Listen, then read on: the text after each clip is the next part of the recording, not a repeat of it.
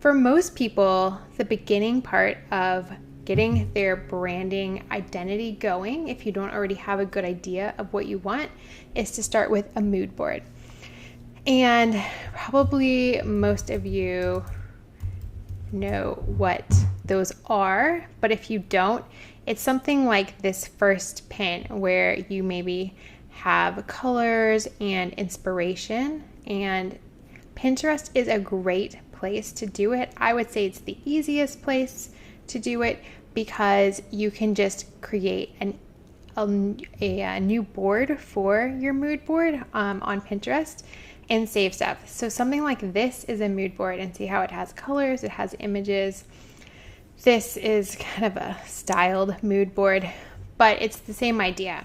So what you want to do if you don't know kind of where to get started is just to start collecting images and putting them on a Pinterest board that you think are inspiring for your brand. So let's say you're a wedding photographer and you serve a more boho bride. You might search boho wedding. Really, like any of these suggestions could be good, or I'm actually just going to do boho bride here and see what we get. So obviously you are going to get some advertisements, but you can look through here and see if there's colors or patterns that really feel good to you. Like maybe you like the coloring of this image with the dark and light, or the greens here. And look who is advertising on these pages. That can give you some good ideas for what to search for. And you can also do, say, boho wedding. And maybe like this would be gorgeous on a mood board, and you like the coloring.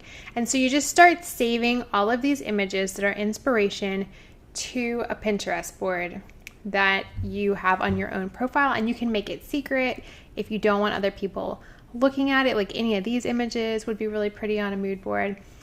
So you start to collect images that inspire you, and then when you have them, you look at them together and see which colors or what types of motifs really keep coming up. So even if I just said this screen right here is my mood board, see how like these kind of feathery elements are in here, they're in here, they're in here. Like there's a lot of creams, there's a lot of texture.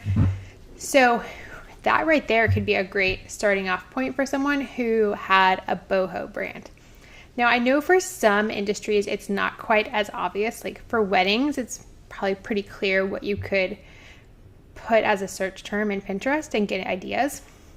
If you are something like a business coach or that kind of thing that maybe isn't as obviously visual, what you want to do is look for things that inspire your ideal client. So you want to think, if I was on the Pinterest account of my ideal client, what would she gravitate toward, or he?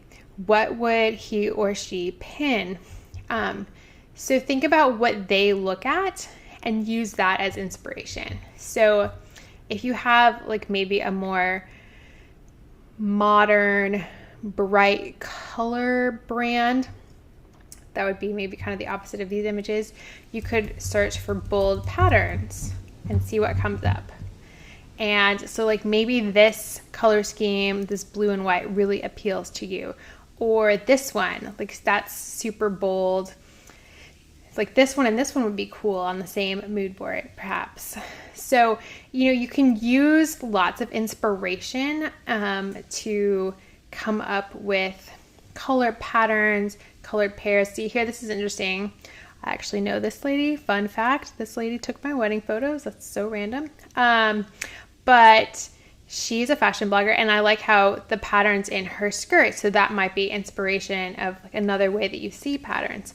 So you just kind of want to look around and start to collect images. And see this image of this bedroom, you probably don't have a business that's related to bedrooms, but maybe you really love the color patterns here. You love how this pink has this little red accent and the green. So you don't have to think about it super literally. You're just going for images that feel inspiring. And the main thing to think about is that it's not what you find inspiring. It's what your ideal client finds inspiring. So you may serve someone who is super similar to you, and then that makes it easy because what you're drawn to may be basically the same as what that person would be drawn to in an aesthetic way. But it's also very possible that you serve a client who has different tastes from you. And so you want to make sure that you're not pinning what you like, but rather you're pinning what your ideal client likes.